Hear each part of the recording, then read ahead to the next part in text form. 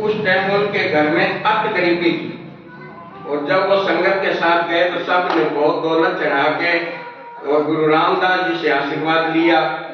आशीर्वाद लेके जब उनका नंबर आया तो उन्होंने देखा कि मेरे पास तो कुछ चढ़ाने को है ही नहीं, तो वो हाथ जोड़ के वैसे ही खड़े हो गए और कुछ नहीं मांगा। तब गुरु रामदास जी ने उनको बुला के कहा, बोलो भाई बाबा जी तुझे भी कुछ मांगो। तो उन्होंने कहा नहीं मैं कुछ नहीं मांगता। उन्होंने फिर कहा भी नहीं तुझे भी कुछ मांगो।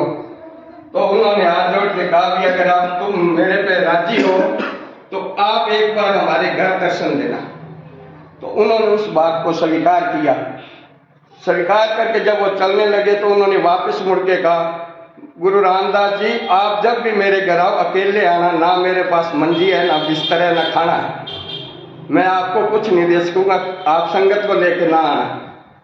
तब उन्होंने उनसे वचन किया था भी मैं तेरे घर आऊंगा, परंतु उस टाइम तेरे पास बहुत दौलत होगी और मैं संगत को लेके आऊंगा, परंतु शरीर मेरा ये नहीं होएगा, ना तुम होगे ना मेरा ये शरीर होएगा। तब जो है टोडरमल जो चौथी पीढ़ी थी उनकी, उसके घर गुरु तेग बहादुर जी गए थे। जब गुरु तेग बहादुर जी संगत लेके उनके घर गए तो उनको पता लगा भी गुरु नानक देव जी की जोत जो आई हुई है, तो उन्होंने उनको घर बुलाया, बड़ा आदर सत्कार दिया।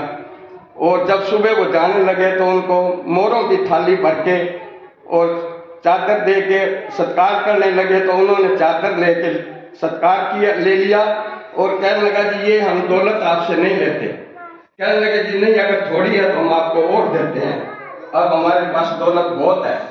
तो उन्होंने कहा नहीं, जब हमारे को जरूरत पड़ेगी हम तुम्हारे से ले लेंगे, ये अभी बहुत थोड़ी है, हमने तेरे से दौलत बहुत ज्यादा लेनी है।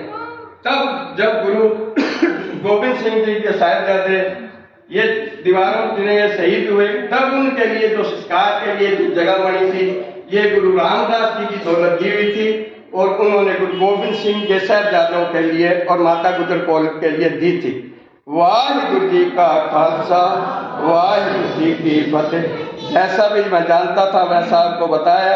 आयु सारी संगत का बहुत बहुत धन्यवाद। वाहिगुरु जी का खालसा, वाहिगुरु जी का